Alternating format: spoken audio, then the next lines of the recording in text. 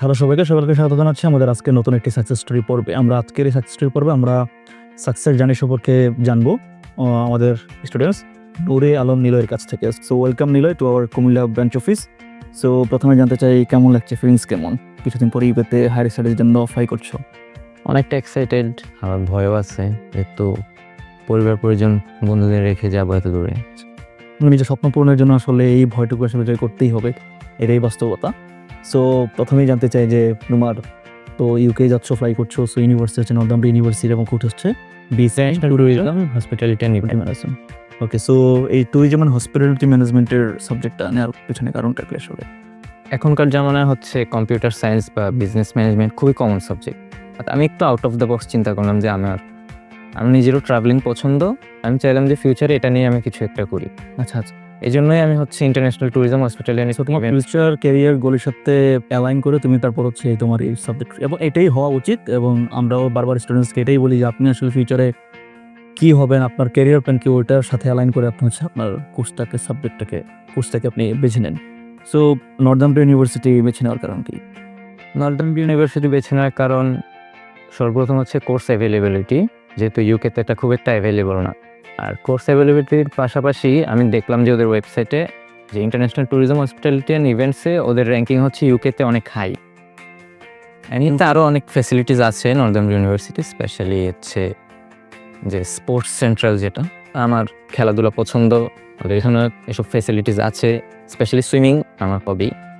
আচ্ছা আচ্ছা আচ্ছা, এইসব কারণে আমি নর্দার্ন মানে ফেসিলিটিসগুলো তোমার ওইভাবে জানাশোনা হয়েছে, রিসার্চ করা হয়েছে, তো এটা খুবই ভালো একটা ব্যাপার আসলে। এইভাবে আসলে স্টুডেন্টসরা যদি একটু রিসার্চ করে যায়, তাদের একটা ভালো লাগার কাজ করে যে আমার এই ইউনিভার্সিটিতে এই ফেসিলিটিস আছে, আমি এগুলো এখানে ওই ইউনিভার্সিটিতে গিয়ে আমি আসলে এই ধরনের ফেসিলিটিসগুলোকে আমি লুফে নিতে পারবো। সো এটা একটা ভালো ব্যাপার। সো সকলকে যে কোশ্চেনটা করি আসলে, এত কান্ট্রি থাকতে হায়ার স্টাডিজের জন্য তো আসলে অনেকেই অনেক দেশে যাচ্ছে। সো ইউকেকে কেন স্পেশালভাবে বেছে নেওয়া? ইউকে সর্বপ্রথম হলো ইউকের যে ব্যাচেলার্স প্রোগ্রামের ডিউরেশনটা হচ্ছে 3 বছর। 3 বছর থেকে একটু কম অথবা বেশি এমন। তো আমি তাড়াতাড়ি আমার ব্যাচেলার্স কমপ্লিট করতে পারবো, এরপরে আমি আমার ফিউচার নিয়ে চিন্তা ভাবনা করবো।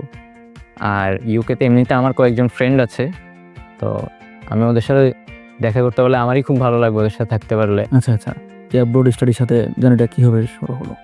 আমি শুরুতে অ্যাব্রোড স্টাডিজ সম্পর্কে জানতাম না, আমাকে আমার একটা ফ্রেন্ড বলছিল, তারপর আমার তারিনের সাথে পরিচয়, তারিনও বলছে, এভাবে আমি অ্যাব্রোড স্টাডিজ সম্পর্কে জানতে পারছি। সো কেমন ছিল পুরো জার্নিটা, এক্সপিরিয়েন্সটা কেমন আমাদের সাথে?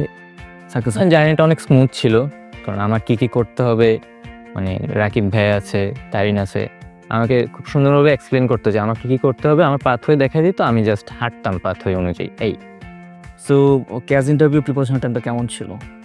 প্রিপারেশন টাইমটা আসলে অনেক টেন্সড মোমেন্ট ছিল, কারণ আমার স্পিকিংটা খুব একটা ভালো ছিল না। নার্ভাসনেসের কারণে স্পিকিংটা ভালো হইতো না। পরে জোসি আপু আমাকে প্রিপেয়ার করছিল কাজ ইন্টারভিউর জন্য। আপু আমার অনেকগুলো মক নিছে, শুরুতে আমি কিছুই অ্যান্সার করতে পারতাম না। 3-4টা মক দেওয়ার পরে আমার মনে হলো যে না, আমি পারবো। আমার প্রথম কাজ ইন্টারভিউটা হচ্ছে ইন্টারনেট ইস্যুর জন্য আবার রিশিডিউল করা হয়েছিল। পরে সেকেন্ডটাতে হচ্ছে আমি একটু নার্ভাস ছিলাম, অনেকটাই নার্ভাস ছিলাম। পরে আমার থার্ড টাইম দিতে হয়েছে, তখন আমি বাসায় বসে একটু রিল্যাক্স মোডে দিছি। তখন আপু আমাকে যেসব টিপস অ্যান্ড ট্রিক্স বলছে বা যেগুলো ফলো করতে বলছে, আমি এগুলো ফলো করছি। ইনশাল্লাহ আমার কাজ ইন্টারভিউ আমি পাস করছি, আর কয়েকদিনের মধ্যে আমার কাজ চলেও আসছে, আমি হাতে পেয়ে গেছি। সো এটা খুবই চমৎকার একটা ব্যাপার নর্দার্ন ইউনিভার্সিটির জন্য, যে ওরা মানে দুইবার রিটেকের সুযোগ দিয়েছে। সো ওরা টেকনিক্যাল ইস্যুগুলো ওরা ওইরকমভাবেই কনসিডার করে, যাতে স্টুডেন্টস আসলে কোনোভাবেই তার বেস্ট আউটকামটা দেওয়ার জন্য যাতে সে ওইরকমভাবে একটা সুযোগ পায়। সো এটা খুবই ভালো। সকল ইউনিভার্সিটি সুযোগগুলো দেয় না। তো আমরা সব কিছুই আসলে এইভাবে চিন্তা করি যে ইউনিভার্সিটি স্টুডেন্টসকে আসলে ইউনিভার্সিটি হাজার করবার ব্যাপারে ওই ইউনিভার্সিটি ক্যাশ ইন্টারভিউর ফিডব্যাক দেওয়ার ক্ষেত্রে অথবা ওদের জাজমেন্টের ক্ষেত্রে ওরা আসলে কেমন জাজমেন্টাল, কেমনভাবে ওরা আসলে এই ব্যাপারগুলো রিভিউ করে, কেমনটুকু কনসিডার করে। সো এগুলো আমরা আসলে এভাবে করি এবং করে আমাদের স্টুডেন্টসদেরকে বলি যে এই অপশনগুলো বা এই ইউনিভার্সিটিগুলো হচ্ছে এই ইনটেকের জন্য ওরা হচ্ছে ভালো একটা সাপোর্ট দেয়। যখন ভিসার ডিসিশনটা আসলো ইমেলে, তখন ফিলিংসটা কেমন ছিল? যখন ভিসার ডিসিশন আসলো তখন আমি বাইরে আমার ফ্রেন্ডদের সাথে ফুটবল খেলতেছি, হঠাৎ করে আমার ফোনে একটা নোটিফিকেশন আসলো, ইমেল আসলো দুইটা, একটা ভার্সিটি থেকে, একটা ইউকেভি থেকে। আমি হঠাৎ র্যান্ডমলি ইমেল চেক করলাম, দেখলাম যে আমার ভিসার ডিসিশন আসছে। আমি তো চিল্লানি দিছি, ঈদগার মাঠেই। হ্যাঁ আমি ঈদগাতেই ছিলাম রাতে। কুমিল্লা কেন্দ্রীয় ঈদগাহ যেটা। হ্যাঁ। আচ্ছা আচ্ছা। তো হঠাৎ করে চিল্লানোতে আমার ফ্রেন্ডে জিজ্ঞেস করছে কি হয়েছে, ওরা আমি বললাম যে আমার ভিসা আসছে। এই আচ্ছা আচ্ছা। আমার রিয়েকশনটা এমনই ছিল একদম। আচ্ছা। তো চমৎকার একটা ব্যাপার আসলে। সো পরবর্তীতে ফ্যামিলিতে এসে ফ্যামিলি আমি সাথে সাথে আগে তারিনকে ফরওয়ার্ড করছি ইমেলটা যে দেখো এটা আসছে, পরে কনফার্ম করছে হ্যাঁ ভিসা আসছে, তুমি ফ্যামিলিকে জানাও। পরে আমি আমার ইউকেতে যারা ফ্রেন্ড আছে ওদেরকে জানাইছি, আমার আম্মু আব্বুকে জানাইছি, ফ্যামিলি মেম্বার যারা আছে সবাইকে জানাই। কেমন ফ্যামিলি ফিলিংসটা কেমন? সবাই এখন অনেক খুশি। আচ্ছা আচ্ছা। শুরুতে যখন আমি ইন্টারন্যাশনাল ট্যুরিজম চুজ করলাম, আম্মু আব্বু একটু রাগ ছিল যে আমি কেন সফটওয়্যার ইঞ্জিনিয়ারিং বা কম্পিউটার সায়েন্স চুজ করলাম না, বাট ভিসা আসার পরে তারাও এখন ঠিক হয়ে গেছে, রাগ টান নাই। আচ্ছা আচ্ছা আচ্ছা।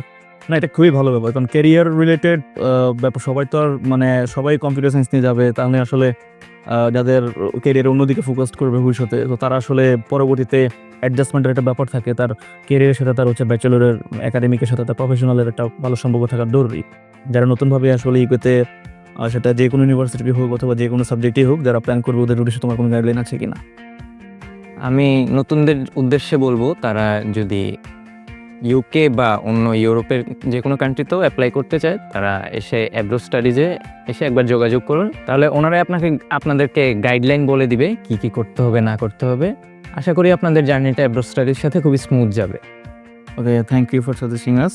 আমরা চাই যে তোমরা যেভাবে একটা সুন্দর জার্নি শেষ করতে পেরেছো, আমরা চাই যে আমাদের সকল স্টুডেন্টস আসলে এইভাবে একটা সুন্দর জার্নি আসলে আমাদের সাথে থাকুক, এবং হচ্ছে আমাদের কাছে অ্যাচিভমেন্ট আসলে এগুলোই যে আসলে একটা স্টুডেন্টস কত স্মুথলি তার জার্নিটা আসলে আমাদের সাথে শেষ করতে পারে।